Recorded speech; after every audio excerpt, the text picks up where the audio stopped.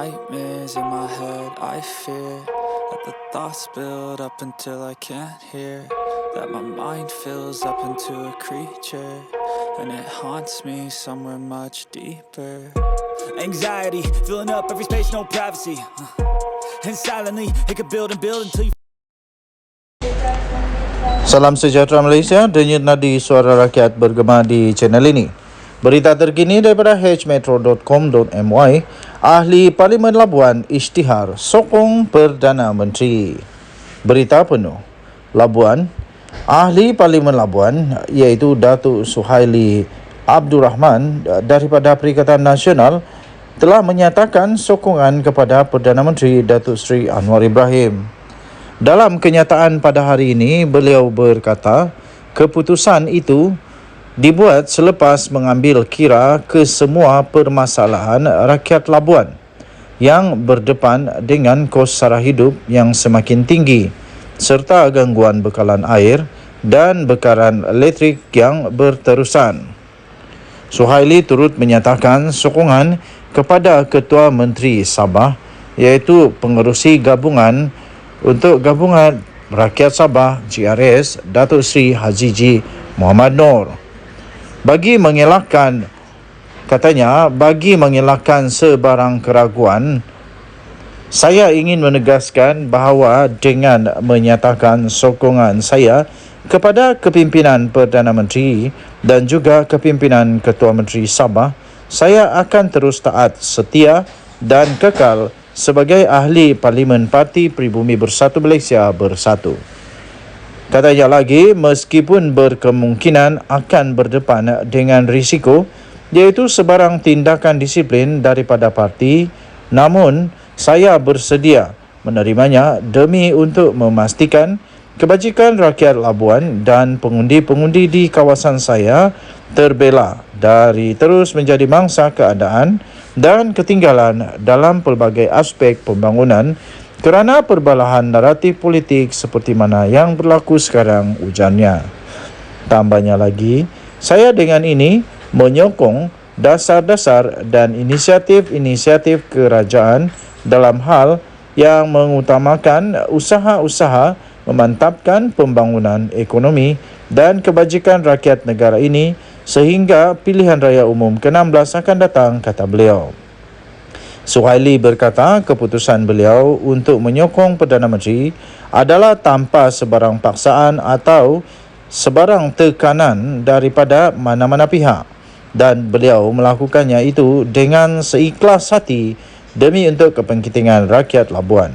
Pada pilihan raya umum ke-15, Suhaili telah memperolehi 8,124 undi selepas mengalahkan Datuk Bashir Alias daripada Barisan Nasional dengan majoriti 708 undi.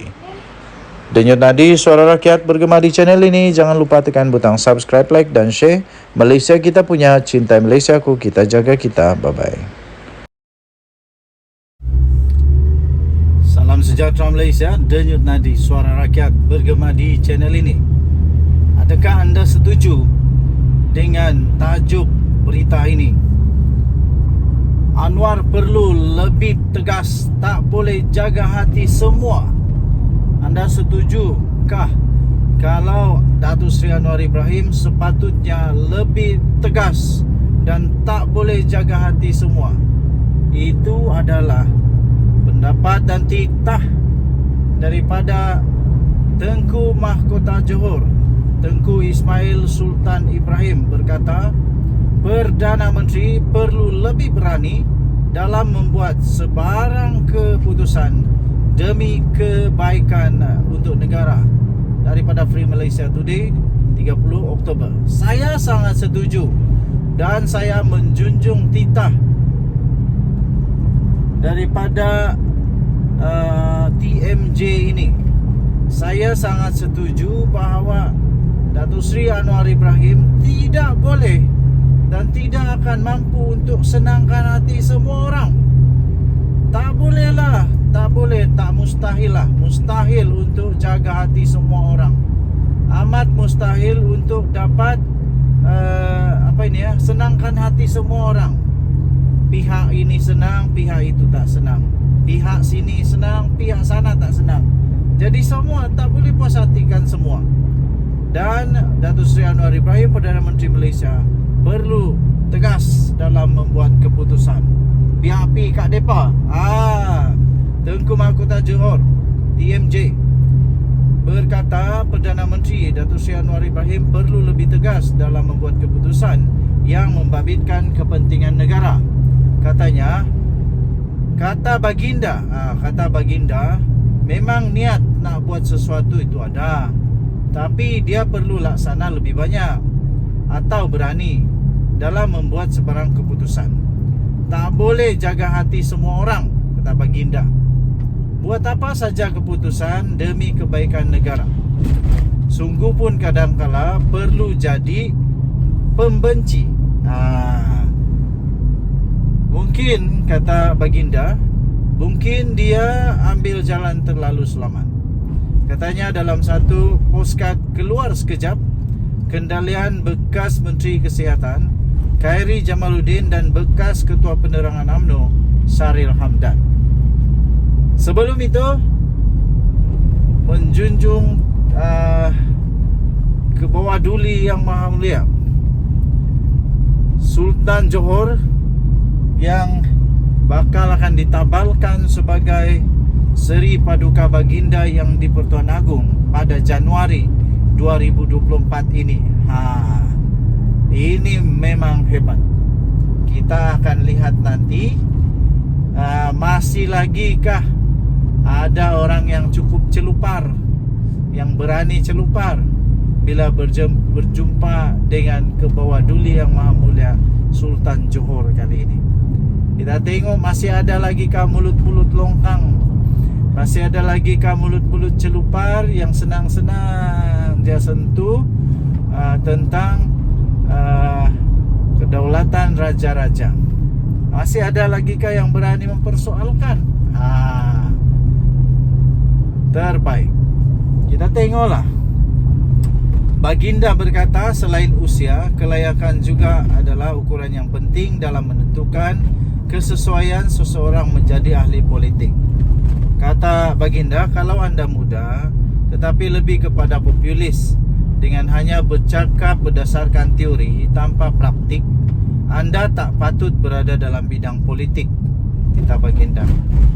Baginda juga turut bertitah bukan nak kata usia, tetapi pandangan yang tidak begitu relevan dengan senario semasa negara. Tentu kita perlu orang muda dalam kerajaan atau politik, tapi bukan hanya berdasarkan kepada usia, tetapi juga kelayakan, titah baginda. Tunku Ismail berpendapat UMNO mempunyai asas sebagai parti Melayu yang kuat, tetapi ia memerlukan individu berkualiti untuk memimpinnya. Baginda bertitah perlu ada seseorang yang mampu membawa dinamik berbeza, yang boleh kaitkan dengan senario negara kini maupun masa depan, titah baginda. Baginda terus berkata, kalau masih dengan sistem begitu lama macam sekarang, saya tak nampak, saya tak lihat UMNO akan ada masa depan dalam negara, melainkan mereka berubah, titah baginda. Jadi UMNO kena ambil serius apa yang Tengku Mahkota Johor ini suarakan, kerana benar sekali untuk terus relevan perlu ada perubahan yang baik. Okey, baginda juga berharap Khairi Jamaluddin dan Sharil kembali ke pangkuan UMNO bagi memajukan negara. Tapi kan Khairi Jamaluddin sudah dipecat. Jadi macam mana juga mau masuk lagi. Saya nak tengok orang-orang lebih layak berkhidmat dalam kerajaan, bukan berdasarkan senioriti, tetapi kelayakan. Itu sebab saya nak anda berdua kembali ke UMNO, baginda bertitah. Baginda berkata demikian ketika baginda ditanya rancangannya selepas menjadi pemangku Raja Johor memandangkan Sultan Johor, Sultan Ibrahim Sultan Iskandar akan dilantik yang di Pertuan Agong ke-17 berkuat kuasa 31 Januari depan.